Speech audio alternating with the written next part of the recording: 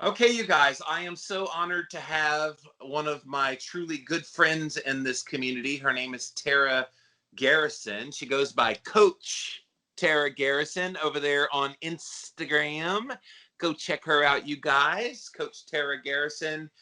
And I've known you for a little while. I think I first started following your stuff when you were involved in the paleo community. I think we all that have been old timers in this community of health kind of bounced around the different Yeah. communities, and now keto, and now you've even like teamed up with one of my other fellow friends in this community, Elle, who also was in the paleo, now in the keto. Now Hmm. you two kind of do a lot of things in the mindset world.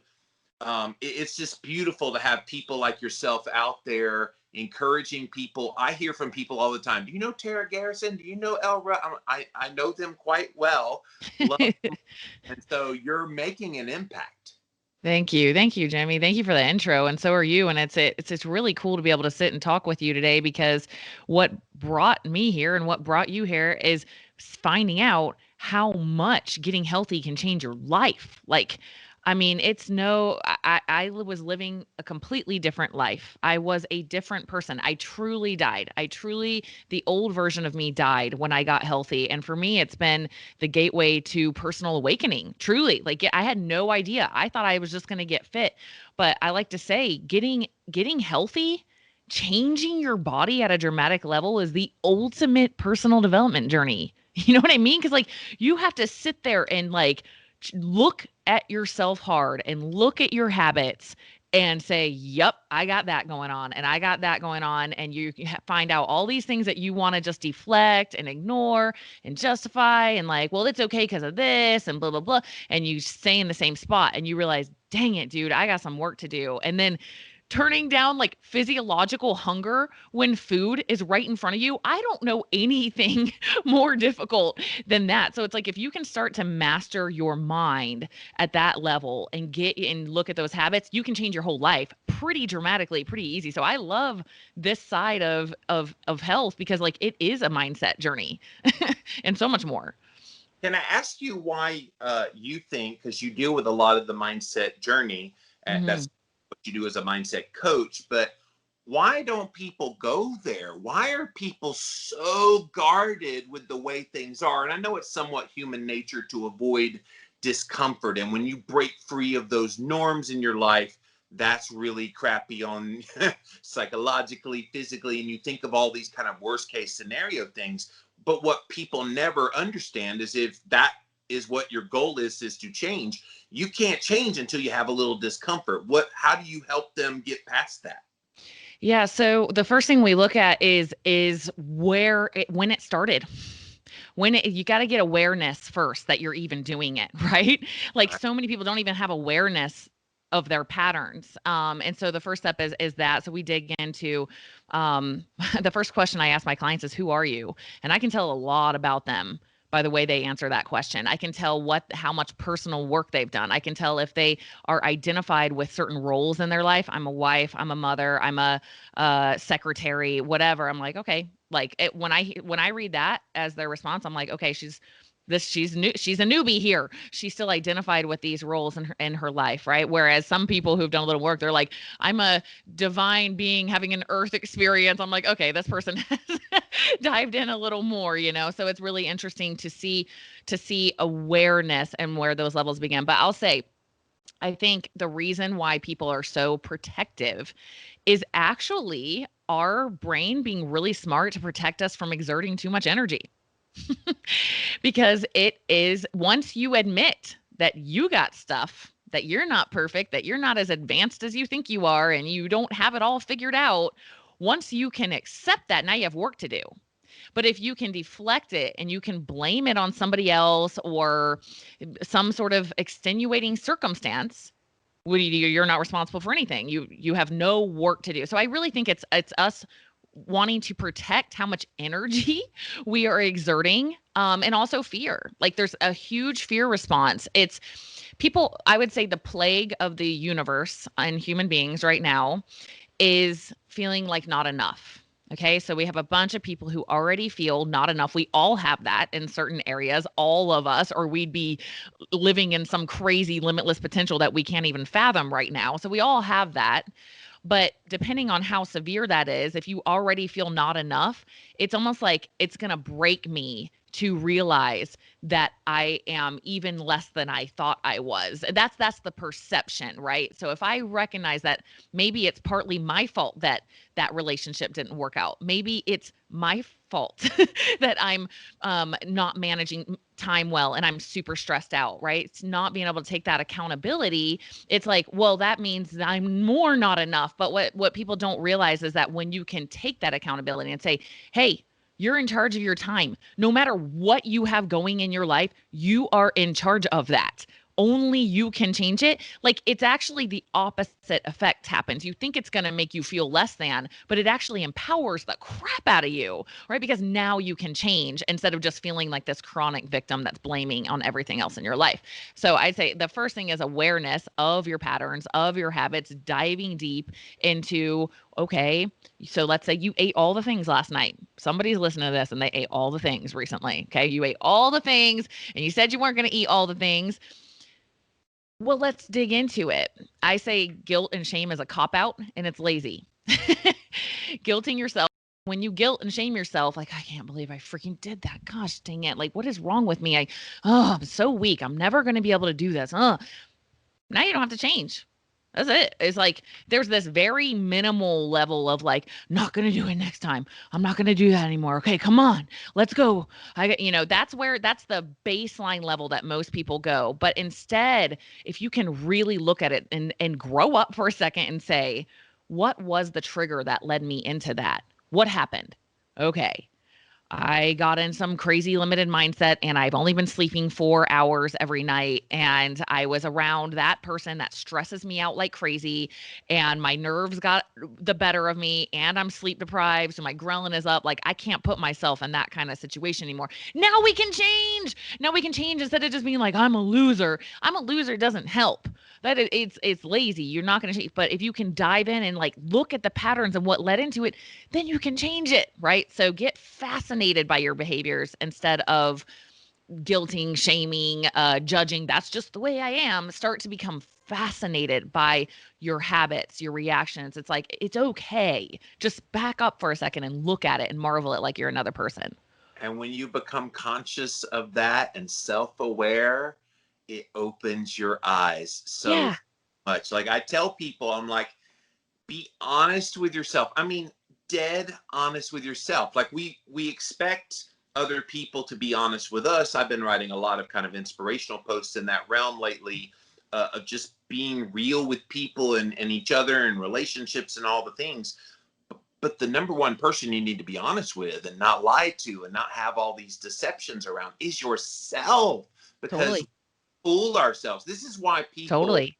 have all these justifications for why they do their actions. And I love your no excuses approach. They have fooled themselves into believing those things are valid. And so Mm-hmm. I think a mindset coach is so critical, to have in your arsenal, not just a personal trainer, which you are that too, and you're incredible in the gym. You do demonstrations on your Instagram all the time of all the workouts you do. But let's see some of those mental workouts and people really putting in the work. It takes time. You're not going to start this today and I'm healed, all done. And Yeah. it doesn't work that way. Yeah, I'm obsessed with human optimization. I am 100% certain that we have just embarked on the potential of what human beings can be. Just embarked. So I'm obsessed with if you want to fly, you can't have tethers holding you to the ground, right? So if we want to be able to soar to new heights, first we got to look at what those tethers are. And these tethers are our stories. They're these limited mindsets about what we can and can't do. It's lack of awareness of our own patterns. For me, like I can relate to so many people. I've had all the things, right? Like growing up was not easy. I'm so grateful for that. Because it's taught me so much, but I had poverty, I had sexual abuse, I had neglect, I had a mentally ill parent, I had all of, I was overweight as a kid.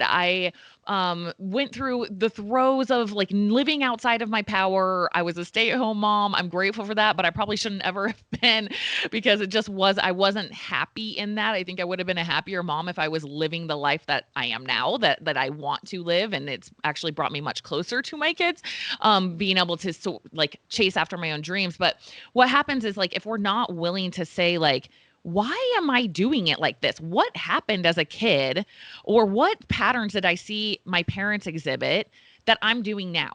Like, and if you're listening, you're like, I bet it's like, what is that one thing that your parents did? And you're like, dude, I'm doing my own way. Crap. Like taking a hard look at that and realizing you're doing it and recognizing that you're going to have to rebuild.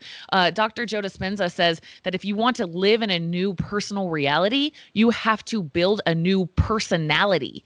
You literally have to become a different person. So this is why I love the mindset journey. This is why I love working out, building your own body, like shaping your own body out of free will and choice. That's crazy. That is really cool. It shows you how powerful you are as a creator.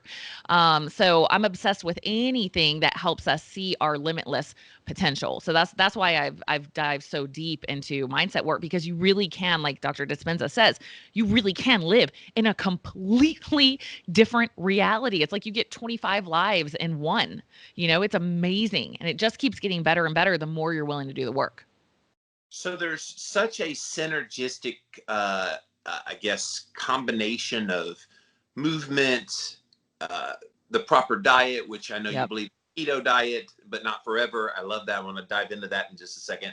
And then the mindset thing, it all kind of works together because people seem to put heavy emphasis on the diet, Mm-hmm. lip service to the movement and exercise, and absolutely no work on the mindset part. So how do you get them? And I'm assuming that's three legs of probably many legs that could be Mm-hmm. worked on. Those are three primary legs to health. Why do you think diet gets all the attention? Well, let's give it the credit that it's due. I mean, if you want to massively increase your health, I would say diet is for one place to start. Diet and sleep, right? I mean, that definitely has its valid place, but the movement side of things, this is where you make everything easier for yourself. I remember, I have 4 kids. I was overweight after my 4th kid. I could not lose the weight. I was about 40 pounds overweight. For me, it just was like, and it was a 40 pounds of no muscle mass. I was about 100, I'm 5'6". I was about 180 pounds, 175, 180 pounds. I just like felt low energy all the time, eating the standard American diet, not working out. When I switched that, yes, the diet definitely made a difference. Like I could not have lost the weight without that piece. I was already running full marathons overweight. That exercise wasn't doing squat on losing weight. The diet is what got me there. But when I got into weightlifting, which I have to give a shout out to weightlifting, when I got into weightlifting, that's when all the magic happened. Because here's what happens. I look for women, because women are a little averse to lifting sometimes. They're like, I don't want to look like you, Tara. I don't want to be all muscular. I'm like, I want to see you try. You have no idea how hard I'm busting it every single day in the gym lifting. Like you think you're gonna go lift a little bit and get muscular as a woman? Like, yeah, right. I don't mean to burst your bubble, but you're not that good. I just like to kind of push people like that, because I want them to get out of that mindset of lifting weights will make me bulky or big or whatever, because I like to call them calorie absorbers. Your muscles are calorie absorbers. So if you like to build a whole bunch of calorie absorbers all over your body, go lift some weights, because what happens not only is your metabolic rate increases, but let's talk insulin sensitivity. When you lift weights, you activate GLUT4 transporters in your muscles, which then absorb glucose out of your bloodstream directly into your muscles to refill muscle glycogen. So like literally they're like sponges for glucose. So even if you're eating a ketogenic diet or a low carb diet, like you're still going to have some circulating blood sugar or you would die, right? So if you want that to go to muscle glycogen instead of body fat, we'll go lift some weights and then eat after, right? So that is amazing. On top of it, as I was saying, when I was low energy, overweight, I remember I switched and I started getting stronger. I remember like feeling, oh my gosh, I actually feel stronger. Like I feel it in my body. Like I don't know how else to explain that. I wish I could like let people like drop into my before and after body for a second and be like, holy crap, this feels amazing. I remember like jumping upstairs 2 or 3 at a time while I'm cleaning my house. I was like, I have so much energy now. So the working out piece has that aspect. It helps make long-term weight loss easier for sure as you increase your metabolism and make yourself more insulin sensitive. Strength is a number one key, physical key of longevity, by the way. So relationships and the Harvard study that everybody talks about was the number one key to longevity, which is super amazing. I love that. But from a physical standpoint, strength is the number longevity. So think about it. Strength is your nervous system. Like think of grandma, how she couldn't open the jar. Her lights are turning out. Her electrical system is getting dim. If we don't want that to happen to us, we have to lift. We have to do things that require strength. Or our nervous system just says, hey, like I guess I don't really need to use that much. So no worries. Don't waste energy there. So if you want to keep the lights on, you got to use it or you're going to lose it. And then the last piece is the mindset component.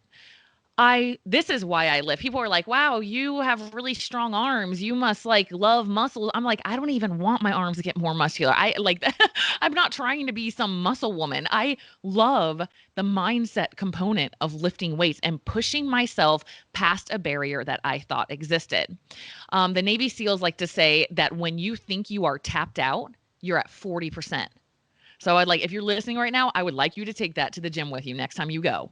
You think you're tapped out 40%. And I have seen this over and over with my clients. They're like making all these, let's say they're doing bicep curls and they're making all these faces and they're like, oh, and I'm watching their body's fine. They're doing full reps. They're not even shaking yet. I'm watching all their physical cues to see when they're actually getting fatigued and they can't make another rep. They're doing full reps, but their mind is fatiguing. Their mind is like, they're actually feeling something, which is what we're trying to have happen. And once they get into it, I like to say, when I see them start to be like, oh, and making all these faces, I'm like, you just started 1, 2, right? So that's the mindset component of like, you want the growth. You're waiting for that moment of discomfort. And it's a physical manifestation of what we want to have happen in our personal growth journeys in our minds, right? So it's like the same thing with nutrition. It's once it gets uncomfortable, we want to bail. We want to bail. You're trying to grow your business. You're trying to grow your relationships. It's getting uncomfortable. This is unknown territory. I haven't been here before.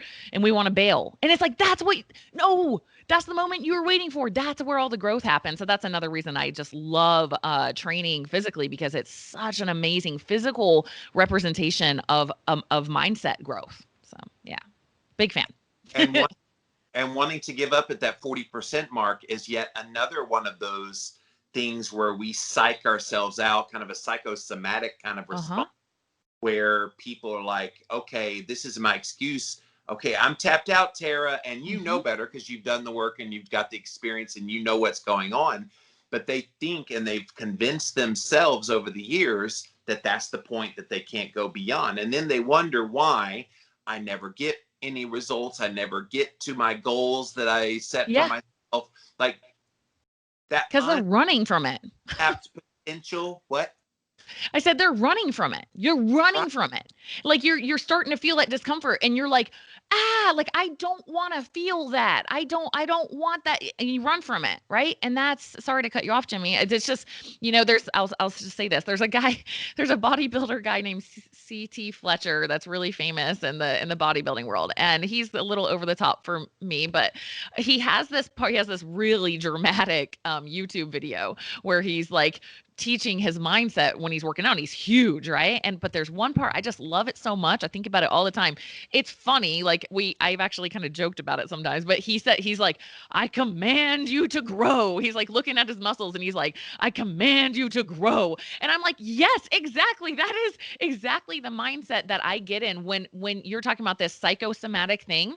I've experienced it countless times myself. If I'm like running from the discomfort, let's say I'm doing face pulls or something, and I'm like, oh, it's starting to get hard and I just want to bail and I'm done. Okay, well, I'm not going to grow. But if I'm thinking I want growth, come on, here it comes. Yes, do you know how much deeper I can dig physically into that when I'm in that mindset of wanting the growth? It's crazy.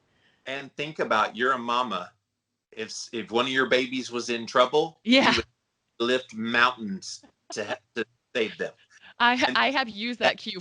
come from that strength is always there. It doesn't just pop up out of nowhere Yep. in emergencies. It's there always. Yep, it's so true. I have used that cue with one of my female clients who just her whole world was her daughter. And I had her with a sled and a rope. She's sitting on the ground pulling, pulling, pulling. And she's like, I can't. And I'm like, your daughter is on there and she's gonna drown. And I mean, I was so kind of messed up cue, but she lit to a level I have never seen her light up before. So yes, you can use these mind tricks, and it's cool to do it sometimes because you see, oh my gosh, I am capable of so much more than I thought I was. And you realize how much it's in your mind. And so much of diet, exercise, even mindset works that way. Yeah, all of it. Proof of concept. It's kind of like the movie theater preview of the movie. And sometimes you look at the preview and go, yeah, I'm ready to watch that movie. And it gets you pumped. And we need to have just enough of a taste. Yeah. By getting people to start and not, I'll wait till Monday. I'll wait till January 1st. I'll wait. Why are you waiting? Get the taste now, see that it's good, and then go and do it some more. Yeah, that's what I'm such a fan of. Actually starting any new approach at a really inopportune time. Because guess what? Your inopportune times are like every 3 days. So if you're just if you just want a 2-day challenge, go for it. Have fun on your 2-day challenge. Let's see your results. It's always. Although I will say, if you're a woman and you're on your time of the month, that's middle of the month, probably not a good time to start.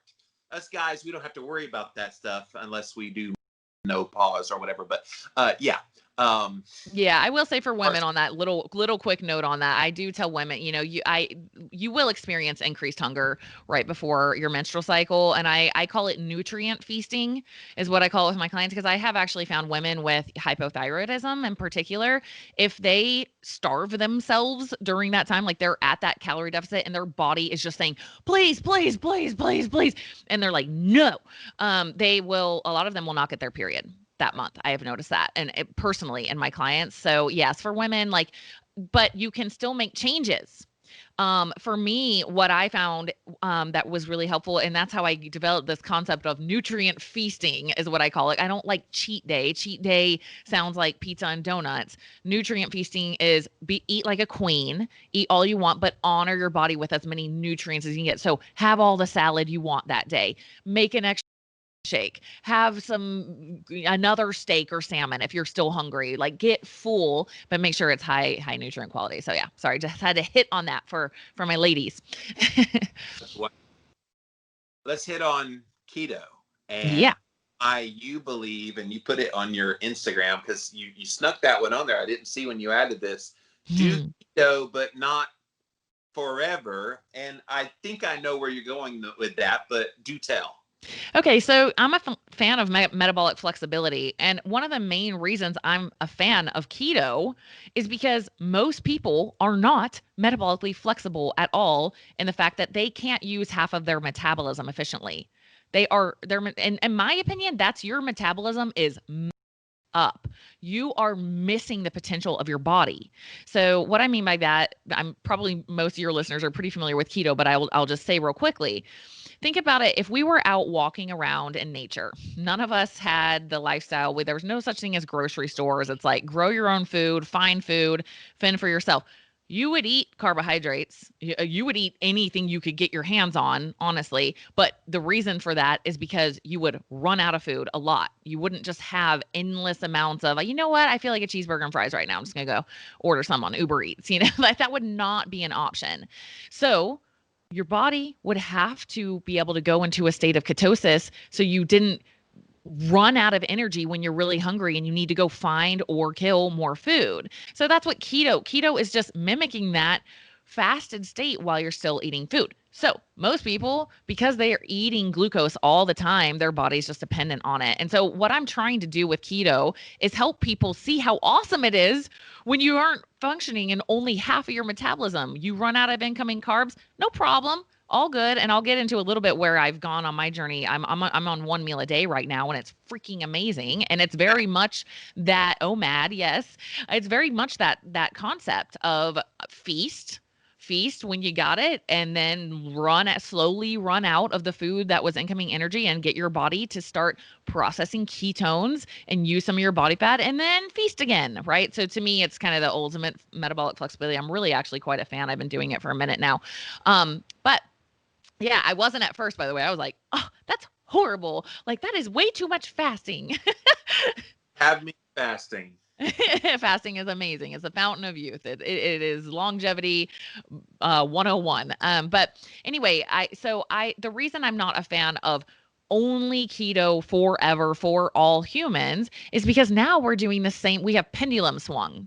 We are now doing the same thing that we did before, where we're only using half of our metabolism. We're not using that glycolytic mechanism. There are my opinion, there are carbohydrates growing all over the planet for a reason, and our bodies process glucose for a reason. So I use keto as a way to enhance the metabolism. Some people, that might be years for some people, right? And that might be a couple of months for some people. It just really depends. If they're already pretty fat adapted, they eat at calorie deficits all the time, they're super fit, they are already intermittent fast, they might not need to do keto as long. They have no medical condition they're trying to heal with keto. They may not need to do it as long, but I want them to get into that state where they're forcing their body for an extended amount of time to only run off of that ketogenic system so that their body gets really trained how to do it. And then we start playing with carbohydrates.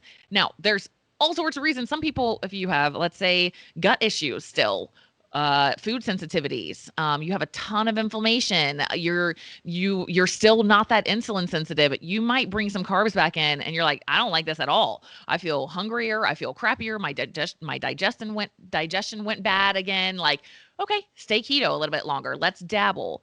But I'll share my experience. My experience is a little unique because I was super lean when I started keto. I don't know that many people who are starting keto. I was 11% body fat when I started keto. So my experience was I was overweight. I did go low carb and I lost weight, but I was also low fat. I was kind of living that bodybuilder, live off protein as much as possible. Veggies are the only carbs I eat, but I'm also not, maybe a smidgen of butter, but barely any, right? So I was living that life. I got really lean, but I also felt kind of crazy, to be honest. And you know that. I mean, knowing what you know, like with my hormones, my brain power was like nada. You know what I mean? I was just like white knuckling it all the time. And I went keto. And the first thing I experienced was a tremendous calming effect, right? I felt like my hormones came back into balance. I just felt so much better. My brain felt better. I also I didn't know that I was 11% body fat. I didn't realize I had gotten that lean. And so I was trying to put some body fat back on. I'm like, who am I? I'm a person who has to try to gain weight. Yay, this is fun. Well, I super achieved and I gained 10 pounds of just fat DEXA scanned in 4 months on keto. So that is possible, friends. If you're eating tons and I was testing, I was in ketosis, but if you're eating tons of calories, I was eating tons of keto treats and really fatty sauces and just going crazy. I was overeating. So that can happen. So I did gain that weight. And so I found myself in this place. I was strict keto for a year, all in. I ran the Boston Marathon in ketosis. I mean, I was all over keto for a year straight. And what I noticed is although my brain felt really good, my exercise performance, I never could quite get it where I wanted it to be, because I'm a kind of a pedal to the metal workouter. I love to work out like that. So that runs truly off glycolysis. You'll do a little better with some carbohydrates training at high intensities. And so I went low carb. I just was keto-ish. I'm like, okay, I'm going to get out of ketosis. I'm just going to start eating sweet potatoes, a little bit of fruit here and there. And what was interesting is after I gained that initial weight on keto, I was actually trying to drop back down a little bit and I couldn't. No matter what I did on keto, I could not get there. I was like, dang it. And for me personally, I did not although I could go long periods of time without eating, longer than usual after becoming keto adapted, and that was really cool. At the end of meals, I never felt satisfied personally. So that was hard for me because then I would start overeating a lot, right? Because I'm just like, oh, I'm still hungry. I'm like digging in the nut butters and that life. So once I brought carbs back in, that went away. That was really interesting to me. Like I was like, oh, I can eat these sweet potatoes and strawberries. I feel like actually really full. And my exercise performance went up, and I actually dropped back down to 12% body fat without even like trying. So I was like, okay, this is interesting. And I'm going to own that. That happened to me. So, and I was feeling much better from a body energy standpoint. I will say my brain always feels better in ketosis, always, always, always. But from a body standpoint, I felt better on low carb. And so that's why now I have switched into this kind of have your carbs and have your keto too. So because OMAD provides me with that, I can refill muscle glycogen after my workouts and then fast so long that I trickle into ketosis and then eat again. So that's been my journey personally. And I've used this with many clients, especially ones that have had major weight loss on keto. These are the ones that I find are terrified of carbohydrates. They have pattern into their, I mean, I get it. You lose over 100 pounds not eating carbs. What are you going to pattern in your brain? Carbs will make me fat. Carbs are the reason I was fat. Like that's going to put a pretty sheer amount of terror in you around carbohydrates. And so I've worked with some of them talking about adrenaline and how adrenaline and cortisol can spike from being keto for long amounts of time, especially with women. And then also exercise performance. So I'll dabble and I'll get them to, I'm like, just a little bit after your workout, let's have a little bit of sweet potato or potato, something like that. Refill that glycogen and let's start there. And what happens is their exercise performance goes up. They're like, oh my gosh, I was like a freaking bat out of hell in the gym today. I'm like, yeah, and also I see the drop in adrenaline because they tell me from their biofeedback, they're like, wow, like I didn't realize how freaking crazy I was feeling. I was feeling like really anxious and like just high energy all the time. And I started bringing some of those carbs in, and it like totally cooled me out. It calmed me down. And so those are the clients that I've had the most success with. Honestly, are the ones who have been really keto adapted, and then they slowly bring a little bit of carbohydrates back in. They don't have any like reason not to eat carbs except they're afraid they're going to make them fat. And then they finally they start getting those body composition shifts that they want. And I believe it's from the drop in cortisol and also the increase in exercise performance. Yeah, and at that point, the cortisol becomes a macronutrient of sorts that you have to like see it in that way, and you wouldn't purposely eat a macronutrient that you knew would be detrimental. And ironically, it's the very macronutrient that you think is detrimental now that is the hindrance having back in. Are you in favor of kind of this maybe cyclical ketogenic? Is that what you're talking about? Cycling a few carbs for a couple of days, doing a few days of keto, and just keeping your body kind of guessing? I am for certain people, and I've done like every approach there is with different clients. And so some people do really well on that cyclical ketogenic diet where it's either once or maybe twice a week. They have a higher carb, lower fat day. I personally haven't had as much success, honestly, with a cyclical ketogenic diet as I have with a targeted. And so a targeted would be carbohydrates after your workout. That has been more successful for me with clients than cyclical. And the other approach would be this one meal a day where you're actually eating, you can eat carbs. I still eat pretty high fat, low carb, like a big old chicken salad with like Primal Kitchen dressings. But of course, and then maybe a Greek yogurt bowl with berries, all the berries I want, and maybe even some granola. Like, oh my gosh, it feels so indulgent and and carby afterwards. But like I'm going so long without eating that I'm now trickling back into ketosis a little bit before I eat again. So any of those two approaches for me, I've seen the best results, or just strict keto and then shifting into just a low carb diet. Have you tried alternate day fasting where you have kind of a day of keto and then you fast, or a day of, I guess, anything with the granola and all that, and then fast the next day? Have you done anything like that, which ends up being around a like 36 to 42 hour fast? Have you done anything like that? Yeah, I do 36. I love 36-hour fasts. So, but I kind of cheat. I'm not like that gangster. The way I do it is like I'll eat late one night and then I'll not eat the whole next day, not eat the next lunch. It's kind of easy that way. That's no, you're not cheating the system, because that's what I would do. I would probably do it that way. Have the last meal at like 5 o'clock or whatever, as an evening meal, then yeah, skip the whole day and then eat it like noon or 1 the day after that. What I would do too. Yeah, there is some evidence that fasting more during waking hours is more beneficial, which makes sense, right? But do what you gotta do. It's still kind of a challenge. Through 2 sleep cycles, that's a big chunk of your fasting. So yeah, absolutely. Yeah, and I think one other thing I'd love to share with your audience, if I could, is just exercise in regards to being on a ketogenic diet. Since I am a personal trainer, I'm fascinated by how little people know about how to exercise in a way that matches their nutrition.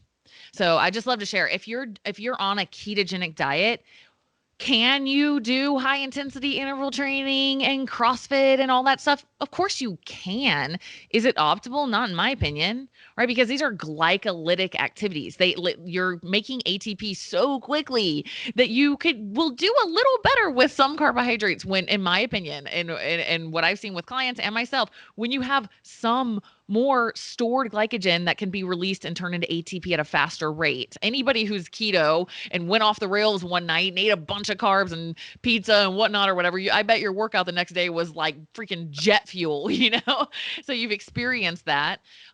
So when you're keto, I just really recommend a lot of walking, a lot of NEAT, so non-exercise activities. So just like walking as much as possible, literally, getting steps in, like doing that approach conducive, because when you're working out at low to moderate intensities, that's fat oxidation that runs off fat, and you're eating a diet that is all based on fat oxidation. So they marry really well together. And the other thing that if you want to lift weights when you're on keto, I really recommend doing more neurological work. And what I mean by that is strength work, using your nervous system. So what do we know about keto? It enhances the nervous system, your nervous system health. That's why it's so great for epilepsy and all these neurological disorders. So when you lift a heavy load, like, let's imagine a power lifter. I don't want anyone who's inexperienced in powerlifting trying to go lift 300-pound squats or something because they heard me say this. Start where you're at. But all I'm saying is it's going to be a heavier load with less reps and longer rest intervals will do better on keto than these high reps, super intense pumps. Like, you're not eating in a way that's really supportive of that level of muscular endurance. So, let me clarify that. If you're doing low to moderate intensity cardio, like you're a ultra marathoner, like we've seen so many, Zach Bitter is a great example of running ultra marathons, 100-miler on keto. Then like that's conducive because it's less intense. But if you are going really high intensities, it doesn't pair as well as high intensities for a long amount of time. Right. Well, I remember interviewing Dr. Mark Cucuzella, who is another runner. And I remember we were at some conference, maybe Low Carb Denver, anyway. And he made a comment, all right, keto people, don't hate me, but I eat 150 grams of carbohydrate on the morning of a race. Yeah. Oh, and everybody's like, oh. But he's tapping off the stores. Tapping out all those glycogen stores. So I've got the jet fuel like you were referring to. And that's not even a particularly glycolytically demanding activity, but he's able to like soar. And by the time he reaches the end of that, the fat then kicks in as the fuel source and he's off to the races, literally off to the races. But people are so fearful as a targeted measure. And what I hear you saying with the post-workout carbohydrates, it's targeted for a purpose. Right. So get it that way, then it's certainly worth an N=1. And I'm a big fan of self-experimentation. If you don't believe what Tara's saying here, just give it a go. Yeah. I'll give you a real life example. I've got a tractor tire in the side of my yard over there. I love to flip that bad boy. And I'm mostly kind of carnivore. I love to flip it. And I have moments during the flip and like I'll do 10 down, get a 30-second rest, 10 back, 30-second rest, and kind of do about 12 of those. 10 to 12 of those is my goal. About rep 6, 7, I'm starting to get dizzy. And I know that's where the glycogen is kind of going, hey, dummy, you didn't fill me up. So I love that. days that I flip, I need to be having a sweet potato or something just to get that little bit of a topping off of the glycogen. So it's targeted, and probably after the workout, I'm back in ketosis again. Yeah, and I would recommend doing it after your workout one day, right? When your body is primed to soak up that glycogen so it's ready for the next day. So think about that too, how you're training. It's like, am I going to need like a glycogen refill am I going to do tire flips again tomorrow when I want to do like 15 of them? Cool. So after today, after I work out, I'm going to refill. Yeah, those stores, and then it will actually already be stored and ready to go in my muscles for tomorrow's performance. And you gave the perfect number, so that's what I recommend. Is if you are going to do heavy strength work, 4 to 6 reps, 3 to 6 reps, even is what I'm talking about when I talk about a neurological stimulus. Like if you can get there on keto. Now, if you're new to weightlifting, you're not going to have the neurological connection to like really get a huge stimulus doing 6 reps of a bicep curl. So you may have to start a little higher rep because you're just not going that intense and work your way down. But ideally, that's what I have found most optimally paired with keto. And then you're able to recover better from your workouts instead of having like all this muscle soreness and fatigue. And the last thing I'll add too is make sure that you're hydrated on keto. Like make that a huge priority before you work out. Beautiful. Some salt in there. Get some salt going. It's like the world's cheapest pre-workout. Get some Redmond real salt. That's my favorite. And I put it in a little bit in my hand and just like chuck it in my mouth and drink some water after. And because if you have electrolyte imbalance, you won't be able to contract your muscles all the way. And that can happen so easily on keto. So just make sure that you get some salt or like exogenous ketones that are bound to salts, the powdered ones. Right. Those would be great to have pre-workout because now you're getting a boost in energy from the ketones and you're also getting salt to make sure that your muscle contractions are optimal. So, but either of those is definitely what I would recommend on keto. Yeah, that tractor tire is 200 pounds. And I'm a boy and I'm pretty strong. Awesome. It challenged me when I first started. What's interesting is I've adapted different things. I kind of lifted off the ground a little bit to get an extra kind of thing. So yeah, I mean, you kind of adapt and do things. I'm going to get a sledgehammer. Love it. To try to work on this muscle. So yeah, the little things, and it's a process. Yeah, absolutely. Yep. That's it. And those are great workouts. Honestly, that's such a well-matched thing to do on a ketogenic diet. So fun too. Like I watched Stallone flipping a big old tire when he was doing the Rambo movie. They were showing what he was doing to prep. And he was 72 at the time, and he's flipping a tire and I'm like, hey, if Sly can do it at 72, I can do it at 48. Yeah. Man, one other thing that I'll mention on this, as we're talking about keto and bringing carbs back in, is another reason I'm a fan of why I say do keto not forever is I'm just being real. Like I am on the inside. I'm in the inside of the keto world. Like I'm getting so many client requests of people telling me stuff that, most of us, you're not going to know unless you're working with people one-on-one. So I'm seeing most people who come to me have already done keto. They're already on keto. They want help optimizing it. They want to find out if maybe they should get off of it. So I'm looking at these, intake forms, and I can't tell you how many people tell me that they go quote unquote off the rails all the time. So they're keto, but then they end up having these huge binge sessions and eating all the things that aren't keto. And I've also seen a lot of people who have been keto for a long time who, when they aren't keto, they eat everything like naughty from their childhood that they can ever imagine. I see this happen quite a bit. And so I just want to share, if that's you, like keto is amazing, but it's not the only way to be healthy. And you gotta self-experiment and find. For some people, yeah, keto might be a long-term thing for you. You might be really prone to inflammation. Maybe you're not that active. If you're not that active, keto is a really smart long-term solution. Maybe you have like some sort of medical need. But if you keep binging on all the like donuts and candy and whatever, and you've been keto for a long time, I would suggest maybe trying a little stint of low carb. So you're still pretty keto, but you have like some sweet potatoes or some fruit or some healthy carbohydrates added into it, and find your groove. Like experiment with that for you. See what that looks like, because I do see there is a psychological thing that happens to a lot of people where they've gotten this carbs are bad, forbidden fruit mindset going on. And so when they eat one carb, they have to eat all the carbs and then they just spiral into this junk food fest. So if that keeps happening to you, I would just say, like, go on a little break from keto and just go on a low carb approach, more paleo-ish, and see how that feels for you, right? Because sometimes we need to restore our relationship with food if we get overly restricted. So I just want to throw that out there as well.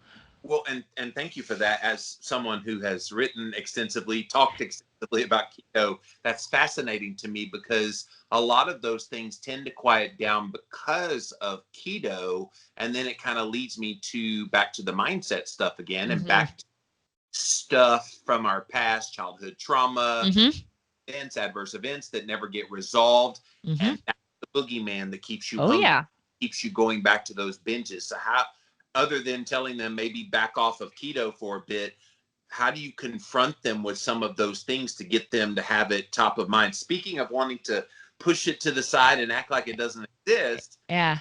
Prime example. It's something we talked about when I was on your podcast. So I tell them they have to eat that stuff. I tell them they have to, right? So because what I'm trying to do, so for like a week, I'm like, you have to eat that every day this week. What's your thing? Because everybody they have their thing, whether it's Sour Patch Kids or like chips, tortilla chips, or Doritos or something. Macaroni and cheese. Macaroni and cheese. Yeah. So it's a pattern, right? Everybody, it's so funny because you just go back to the same thing. So it's like, okay, you keep going off the rails and feeling all self-defeated because you ate a bunch of tortilla chips. So every day this week you have to eat tortilla chips at lunch. And what that does for them is it removes this naughty little kid that is rebelling because you told your inner child that they couldn't have something. Now you're saying you have to have it. Guess what happens? The inner child rebels and says, no, I don't. So you have to, that I do. When I can't get somebody past that, they have to eat that thing. So that's honestly how I get there, because for them, and then of course they're doing, I have a full 90-day program that they do with me where we're really deep diving into triggers and emotional past and where this all started with their mom or their dad or their first boyfriend or whatever it was, so we're digging deeper on the background on this. But on the surface level, when we get to that place, it's like, there is nothing worse than when you ate the macaroni and cheese and then I tell you have to eat it again the next day. And then it's like all the fears come out. You're like, what? No. But what happens is you play that mind trick on yourself. We're like, I don't want this.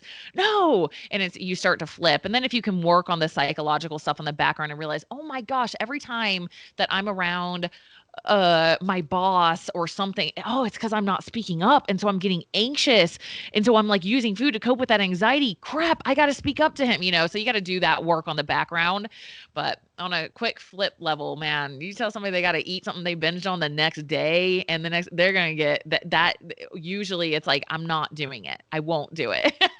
Is the response I get from them, but it helps. And it's not recommended, you guys, you do this on your own because you may not stop eating those things. But if you have somebody to tell a coach, a coach or somebody you trust tell you to do it, then you're like, no, I have a bigger goal. And then it dawns on you. I love that approach. I've never heard that before. Yeah. And in terms of, and also David Sapazotti has some really interesting stuff on food addictions. He is majorly pattern disrupting. I don't know if you've heard of David Sapazotti, but I had him on my Inside Out Health podcast. It's actually going to be releasing. It hasn't released quite yet, but he majorly disrupts people's patterns on food addictions. So if that's something where it's like you got that thing that you just like, you need to tackle that, maybe look into him or another coach specifically on food addictions. Because if you think that you're just going to stop, like you said that like 40, 100,000 billion times before, you are not going to just stop, right? So there's something at a deeper level you're not seeing. That's cool. That's fine. We all have blind spots. I'm a mindset coach. I have 2 mindset coaches. But you know why? Because I can't see my own blind spots. All right. So if you've got something and you're just like, oh, I just hope that gets better, I hope that goes away, it's making me freaking miserable, take care of it. Like invest some money in yourself. There's something you're not seeing. So yeah, I love that you added that, because if you're really dealing with some sort of neurotic food addiction, you need to hire someone. You need to do whatever you have to do to make enough money or like something to hire someone to help you get past that. Cause I'm just being real. Like, I don't think you're going to get there on your own. Like anything else, if you don't know what you're doing in the gym, don't Yeah. try weights on your own. You'll have bad form. You can have bad mindset form, and actually do things and make it worse. You could actually injure yourself, just like you injure yourself in the gym doing bad form. You can injure yourself trying to do mindset work without having someone guide you on that. It could actually, especially people with trauma, trigger Right. and make it a whole hell of a lot worse than it needs to be. Yeah, I think I always look at coaches as an investment in myself. It's like it's not you're not paying just for that month or just, just for that 3 months with that whatever coach you've hired. You're investing a lifetime of knowledge in them. That's a cool investment, right? So I always have a coach, whether it's a business coach, mindset coach. I hire other trainers that I respect to coach me because I want to learn new things. I want to see how they do it. I want new workouts, new strategies, right? So I always have a coach, and it's been one of the best things I've ever done for myself. It's taken me from like basic to like extraordinary in a very I can own that about myself. I mean, I feel like I have a lot of really cool knowledge to share with people Yeah. because I've invested a lot in learning that knowledge. So like, yeah, invest in yourself, it's the best thing you Yeah. can do. I hired a life coach last year that is a licensed therapist who actually also knows about nutritional health. She's an Awesome. FNP, and she's been wonderful for me, kind of some of the mindset things with the things happening in my life. So highly recommend. So if you can afford those things, definitely go out and check them out. But go check out Coach Tara Garrison over on Instagram, and she's does a lot of good work. You've got a link tree there, so if people want to hire you as a coach, they can certainly find that. You're the founder of Hire.Women. What's Hire Women? Hire Women is the name of my coaching. So I only coach women right now. So it's called Hire Women Who Rise. And so that's the combination of nutrition, training, and personal development. And then you're the you mentioned it earlier, the Inside Out Health podcast host. Do you go deep on like the inner work, the mindset stuff on that show? Yeah. So if you're into health optimization and mindset optimization, that's your show, right? So it's anybody from mindset coaches to spiritual teachers to health experts, doctors, all of that. So it's basically a lot of it is keto, paleo, but also like internal medicine doctors who have taken more of the functional medicine route, things like that. And then also, of course, the mindset piece too. So yeah, just anything that helps go deep inside to bring your best self out is what I'm after. And then finally, you and my friend El Russ do this little Yeah. here, the what's it called? Kick Ass Life. Yeah, so that's a pretty much purely mindset Uh, podcast. Just Elle and I dig deep diving on stuff. Like, I love Elle because she's such a straight shooter. Well, I love Elle for a lot of reasons. She's an amazing human, but she's such a straight shooter, so she just tells it like it is. She's amazing to like discuss some of these topics that people aren't talking about, right? So, law of attraction, manifestation, reprogramming your subconscious mind. Like, it's a lot of fun. Well, and she has a book called Confident as the F Word. So that gives you a little mindset into her. But the fact that you and her complement each other, you're not quite the brash that she is, but you're the passionate, you've got your own moxie. You two are a good one. Thank you. That's why I have so many people, Tara Garrison and Al Rust, man, they're doing awesome. I said, I know both of them very well. Thank you. Thank you, Jimmy. Thank you so much for all your work, Tara, and I'm really glad we got you here today for an interview. Yeah, thank you so much, Jimmy. It's an honor to be here. Appreciate it.